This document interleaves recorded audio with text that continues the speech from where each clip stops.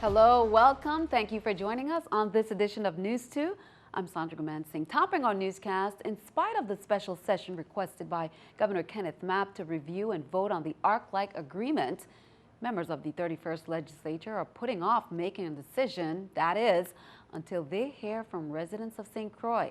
On St. Thomas Tuesday, the Senate voted to take the ARC-like discussion to the ground zero of the Hovenza closure in 2012. News 2's April Knight has that story.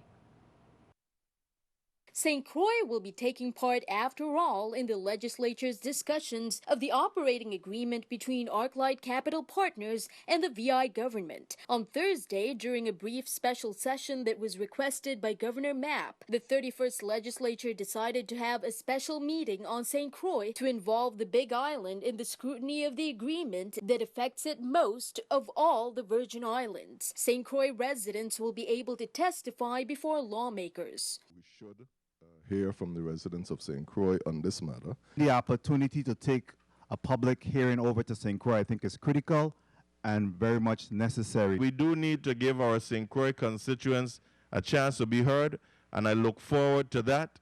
And then whatever comes thereafter, I'm ready to make a decision on this. Lawmakers expressed concern about being rushed into a decision again. Senators say it's too big of a deal and they're given too little time to deliberate. Some are ready to vote today based on a decision made last night that most of us are not aware of. I feel that we really should take our time with this, and I'm grateful that we have put it off, but I do think we really need to sit together as senators to be clear on what we want to do. The Senate was also in session on Wednesday, as we reported, and stayed in chambers until late at night. Some senators said significant fears were allayed after listening to testimonies. As for the $800 million in total economic benefits that the Mapp administration said they're getting out of the ArcLight deal, $800 million. And I believe those numbers. I don't see it. Reporting for News 2, I'm April Knight. Again, that special meeting on the ARC-like operating agreement will be held at the Fritz Loetz building on St. Croix on Monday, December 20th. Senate President Neville James says he wants to make his position crystal clear. There should be no vote on this agreement until the legislature has exercised comprehensive collective analysis on the document, and as a precondition to that position, the residents, he said, of St. Croix must be afforded the benefit of public hearings to voice their concerns and opinions on what is being hailed as a landmark deal. He added that he's confident that colleagues, majority and non-majority, have the best interests of the masses. In other news, the Virgin Islands Department of Labor announced that employers in the territory that are subject to the Federal Unemployment Tax Act, or FUTA, will receive a credit reduction of 1.5% of taxable wages for 2015. Governor Kenneth Mapp, on behalf of the Virgin Islands Department of Labor, submitted an application to the United States Secretary of Labor requesting a waiver to put a cap on a FUTA increase and abate benefit cost rate charges. The territory was approved for the waiver. California, Indiana, Kentucky, Ohio, and the Virgin Islands all applied. Representatives from a cross-section of government, nonprofit, and healthcare agencies filled the small conference room at the St. Thomas East End Medical Center Corporation on Wednesday to receive the long-awaited results from a comprehensive healthcare needs assessment that began in April 2015.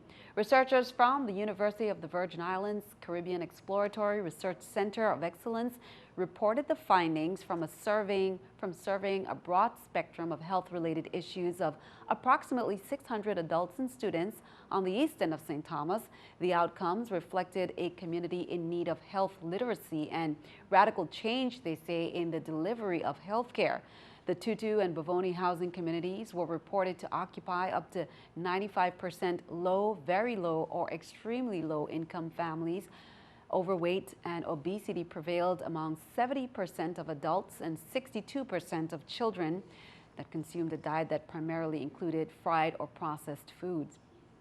Well, the Virgin Islands gross domestic product analysis for 2014 could be bleak at first glance, but economic analysis says the landscape is actually getting better. Officials from the Bureau of Economic Analysis were in the territory this week to share the data. The government's top economic and political advisor says it's good news, and he's expecting better reports for 2015. News2's April Knight has details. The territory's gross domestic product continued to shrink this year. According to the U.S. Bureau of Economic Analysis, it stands at $3.67 billion. That's down $110 million from last year. The decline, however, is slowing down, according to the Bureau. In 2012, the rate of decline stood at 15%, then 5.3% the following year. The latest data from 2014 says it only shrank by 0.6%. So in the context of those numbers, even though the GDP fell, it is really a significant improvement with what it was over the last 2-3 years. We're almost getting out of that negative and then moving into a positive. And that's just for 2014. The 2015 predictions look even better, according to the Bureau of Economic Research. My hypothesis is that by 2015 we should be seeing some positive movement, all things being equal, as I like to say. The positive trend for the past few years is due to growth in the territory's main industries, according to BER. I think what happened is that tourism picked up. Tourism, there's a significant increase in that year, so tourism was significant, and some of it could be attributed also to rum. And because of new economic growth initiatives that augment tax collection. What is crucial for us in the economy is that now we are making positive steps to grow the economy as opposed to being on the fiscal side always. Fiscal side, by that I mean the taxes portion. We want to grow the economy, bring in new businesses, and that is our orientation over the next 5 years. Reporting for News 2, I'm April Knight. The gross domestic product reports by the Bureau of Economic Analysis can be viewed online at www.bea.gov. Many schools were dismissed early today as the Virgin Islands Department of Education's Office of the Insular Superintendent, St. Thomas St. John District. They held monthly job-embedded professional development for teachers. The scheduled dismissals took place 3 hours before normal release times. School will resume at normal times on Friday, December 18th. Thursday, December 17th, the District Court of St. Thomas, courtroom number 1, the St. Thomas Division of the District Court in 2005 began the Virgin Islands Kids and the Court program. Its purpose is to offer the children in our community a broad overview of the court's functions and its facilities. The program also seeks to give students an opportunity to interact with the court staff in a positive setting. As part of the program, the students receive a tour of the court and various offices with which they work. Additionally, they hear presentations from judges and others who work in the court system on the importance of the judicial system, the relationship and role of each component that comprises the court system, the skills required in the court environment, as well as the various career opportunities that flow from those skills in the judicial system and beyond. And the invitation is extended to any group of 15 to 45 students in the school system to visit the court to participate in that program. And the court family, of course, is very excited about the program. District Court Judge Curtis Gomez explains. Of what goes on in the court and what you can do. And there's a lot that you can do. The things we don't want you to do are the things that put you in the chair next to Attorney Villegas. And one of the things that you can do to avoid getting in that chair next to Attorney Villegas is to stay in school and listen to your teachers. Good advice there. Turning our attention stateside, the first trial in connection with the death of Freddie Gray ended in a mistrial. The prosecution is expected to retry the case, but Andrew Spencer reports the hung jury could affect the cases against the other 5 police officers. Here's more. With no clear outcome for Officer William Porter, many people see no news as bad news. If he's convicted and sitting in jail, it'll be of no significance to the officer if he's convicted on his first or second trial. But the perception is clearly that it's a victory for the defense. But I don't buy the nonsense that this is somehow a victory for either side. It's not. It's just a bump on the road to justice. And, you know, the road to justice has lots of bumps. The attorney for the family of Freddie Gray says the hung jury is a disappointment for both the prosecution and the defense. Legal analysts say the outcome of the trial goes beyond the fate of William Porter to the other 5 officers waiting to stand trial. The technical legal term for the prosecution at this point is up a creek. I mean, they really have big problems here because they were counting on using Porter as a witness against the others, and now he's now in this sort of hyperspace. In particular, the driver of the police van, Caesar Goodson, who pleaded not guilty to a second-degree murder charge after Gray's death. During Porter's trial, his attorneys said Gray's safety was the driver's responsibility. But if Porter is still on trial, he might not be available to testify in a different case. And in my mind, and I think also in the prosecutor's mind, that is the most important case. And so to have Porter's testimony available for that case, it's crucial. But as Porter told the Baltimore Sun on Wednesday, it's not over yet. I'm Andrew Spencer reporting. And keeping our eye on the economy, let's take a look at the stock market watch with the New York Stock Exchange. According to the numbers there, we can see everything down. The Dow down 252, NASDAQ 68, S&P 500 also down at 31. Coming up on News 2, some events to add to your social Christmas calendar, plus highlights from some Christmas events held recently. We'll be right back.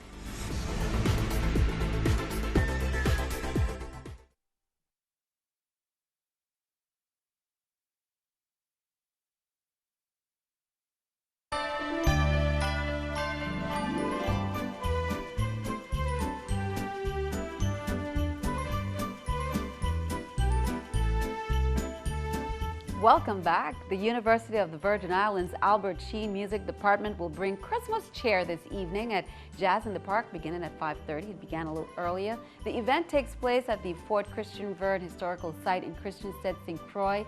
The university's music department will feature music from their steel ensemble, concert band, Voices of Inspiration concert choir, and their jazz ensemble.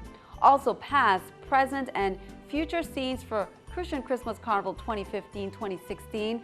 That is the theme for Carnival on the island of St. Croix this year. The 63rd Miss St. Croix Carnival Queen Pageant will take place on Sunday, December 20th at 5 p.m.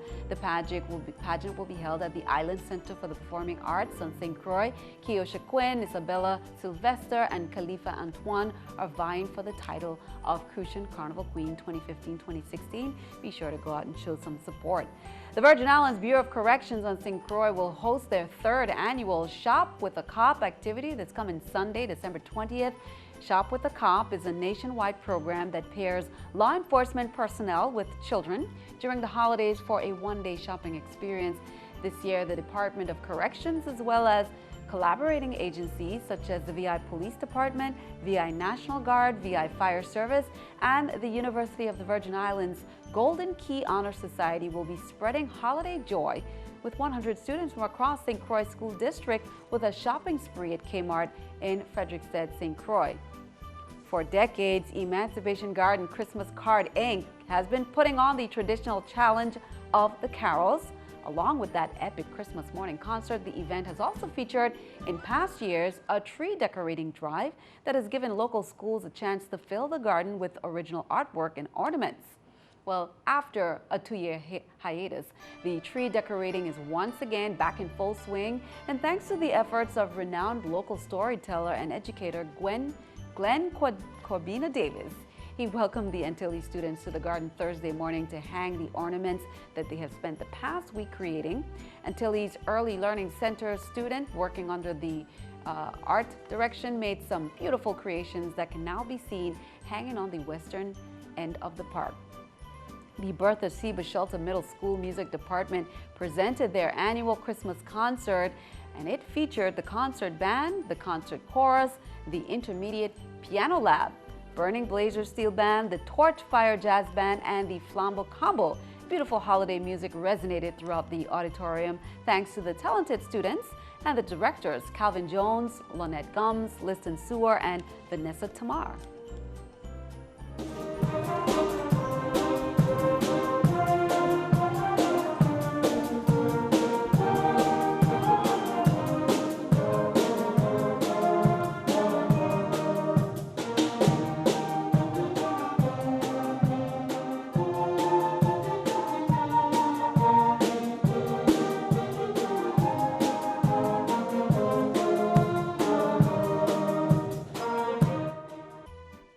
And it's Lights, Camera, Christmas. The Ivana Eudorican High School Band is holding their concert tonight. It began at 7, featuring the Dynamite Ray Steel Orchestra, Instrumental Lab Concert, Marching and Jazz Bands, Harmonic Rays, and the newly formed Ken Music Styles. Be sure to go out and support. They say enjoy the lights, prepare for the camera, and enjoy this Christmas.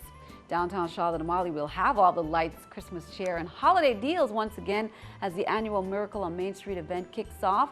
The Chamber of Commerce says the festivities will be better than ever. It begins from about 9 a.m. There will be vendors selling goods and arts and crafts. Later on in the evening, say around 5 p.m., the bands will begin featuring music from popular local bands in several public schools. And if you take a glance at the waterfront around 6:30 p.m., you'll be able to catch that lighted wood parade in the harbor.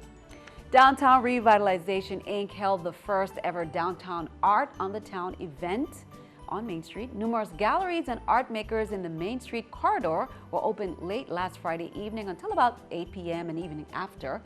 The after party was held in the courtyard of the I. Levine building on Sartiva Gata. Student ambassadors from All Saints Cathedral School, the Vikings, were on hand with helpful information. Galleries that participated in the Art on the Town included Zora's Art Gallery and the Emporium, the Pearl Lady, Camille Pissarro Gallery, Miss E's Garden Tea House, and Things. And we caught up with one artist. And the idea is to build community, to let you know that there are things happening after 5 o'clock p.m. in downtown Charlotte Amalie. Handcrafted items can be made, things made by local artisans, local merchants. I think it should be more than every year. This has the potential to be, I would say, every 4 months or every 3 months, unquestionably. Artists change. We have a community that moves quite frequently. People leave and come back. The exchange of new ideas. So the energy is always fresh. The St. Croix Central 7-Day Pathfinders Club, they're gearing up for a revival entitled Partying on a Sea of Glass. The event, they say, comes just in time for the Yuletide season, with the celebration starting December 19th through the 27th. Pastor Patrick Graham, director at the Allegheny East Conference Youth and Children's Ministries, will be the guest speaker. Graham is expected to speak to St. Croix youth about how to deal with life's trials and setbacks, which can lead to frustration and violence. For more information on the Pathfinders Revival, you can call 513-3857. Be sure to stick around. Your News 2 AccuWeather forecast is coming up next.